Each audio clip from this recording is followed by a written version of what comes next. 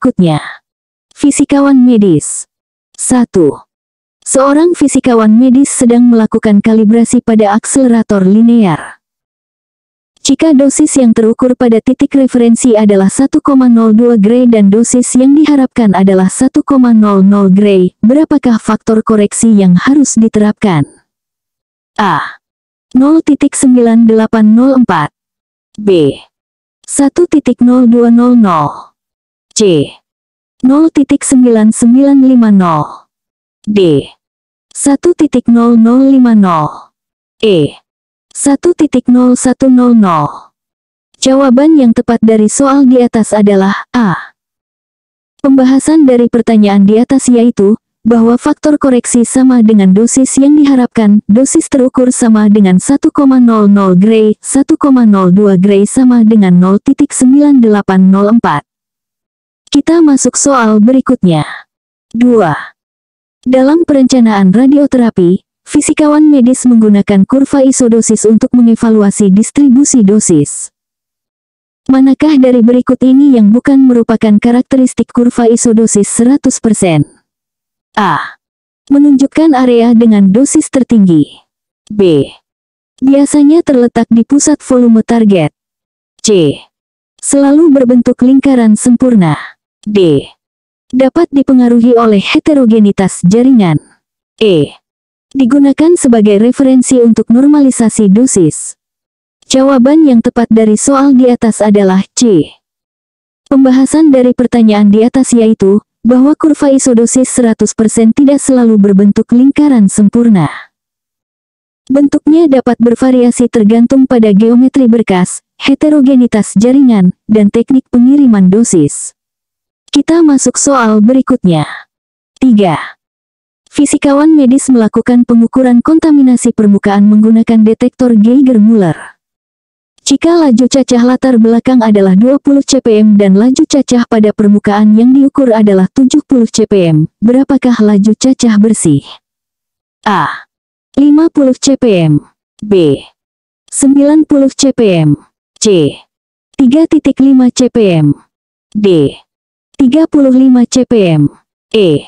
70 cpm. Jawaban yang tepat dari soal di atas adalah A.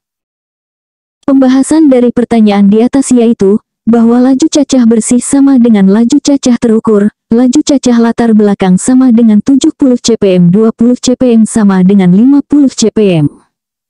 Kita masuk soal berikutnya. 4. Dalam pencitraan PET, fisikawan medis harus memahami prinsip dasar peluruhan positron. Manakah dari berikut ini yang bukan merupakan karakteristik dari anihilasi positron elektron? A. Menghasilkan dua foton gamma. B.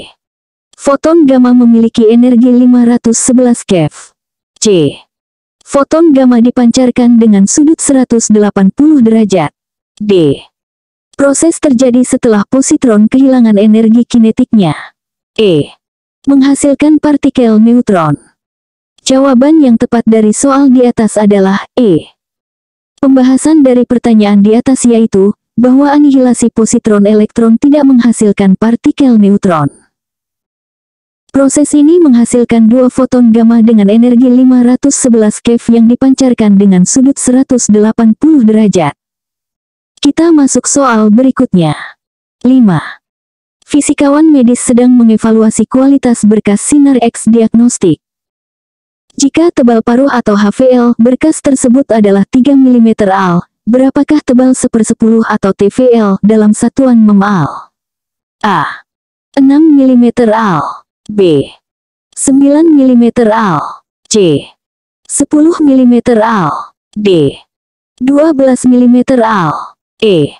15 mm Al. Jawaban yang tepat dari soal di atas adalah C. Pembahasan dari pertanyaan di atas yaitu, bahwa TVL sama dengan HVL tanda kali log atau 10 HVL tanda kali pukul 3.32. Maka, TVL sama dengan 3 mm Al tanda kali pukul 3.32 10 mm Al. Kita masuk soal berikutnya. 6. Seorang fisikawan medis menganalisis citra CT menggunakan histogram. Jika jaringan lunak memiliki rentang HU dari -100 hingga +100, dan tulang memiliki rentang HU dari +400 hingga +1000, berapakah lebar jendela atau window width yang tepat untuk menampilkan kedua jaringan tersebut dengan kontras optimal? A. 200 HU, B. 600 HU, C. 1100 HU, D. 1400 HU, E. 900 HU. Jawaban yang tepat dari soal di atas adalah C. Pembahasan dari pertanyaan di atas yaitu, bahwa lebar jendela optimal mencakup seluruh rentang HU dari jaringan yang ingin ditampilkan.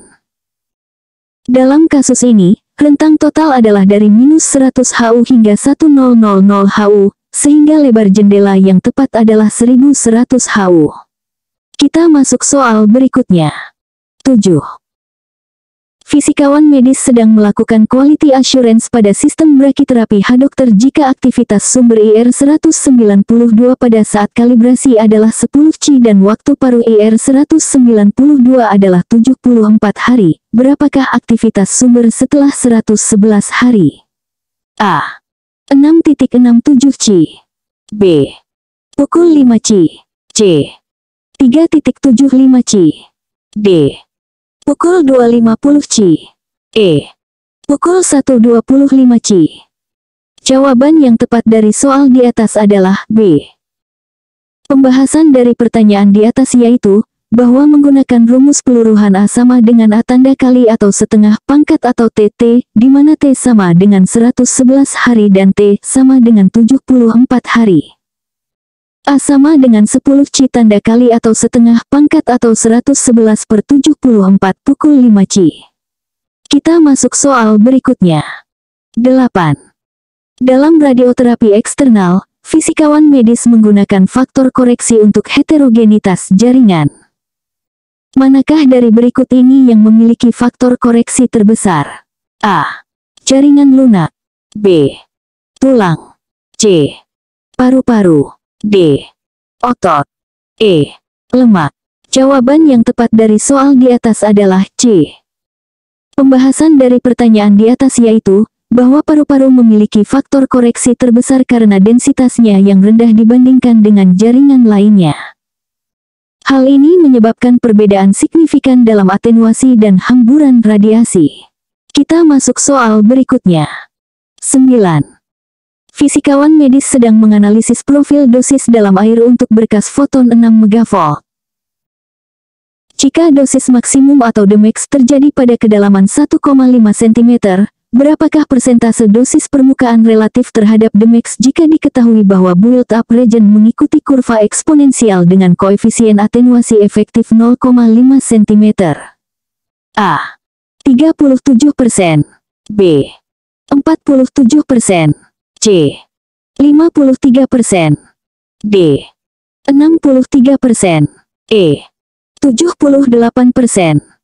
Jawaban yang tepat dari soal di atas adalah C. Pembahasan dari pertanyaan di atas yaitu, bahwa menggunakan rumus D sama dengan Dmax atau 1E pangkat atau mu X di mana X sama dengan 0 cm atau permukaan dan mu sama dengan 0,5 cm. D. Dmax sama dengan 1E pangkat atau minus 0,5 tanda kali 0 sama dengan 1 sampai 1 sama dengan 0, atau 0%. Maka, dosis permukaan adalah 100% sampai 0% sama dengan 53% dari Dmax. Kita masuk soal berikutnya. 10. Seorang fisikawan medis menggunakan fantom antropomorfik untuk verifikasi dosis dalam radioterapi. Jika volume PTV adalah 100 cm3 dan dosis yang direncanakan adalah 60 gray dalam 30 fraksi, berapakah dosis rata-rata per fraksi yang diterima oleh organ etlis atau OR jika V20 OR tersebut adalah 40%? A. 0,8 gray. B. 1,2 gray. C. 1,6 gray. D. 2,0 gray. E. 2,4 gray. Jawaban yang tepat dari soal di atas adalah A. Pembahasan dari pertanyaan di atas yaitu, bahwa V20 sama dengan 40% berarti 40% volume OR menerima dosis 20 Gray atau lebih. Dosis per fraksi untuk bagian ini adalah 20 Gray, 30 fraksi sama dengan 0,67 Gray. Dengan asumsi distribusi dosis yang seragam, dosis rata-rata per fraksi untuk seluruh OR adalah 0,67 Gray tanda kali 0.4 sama dengan 0,8 Gray. Kita masuk soal berikut.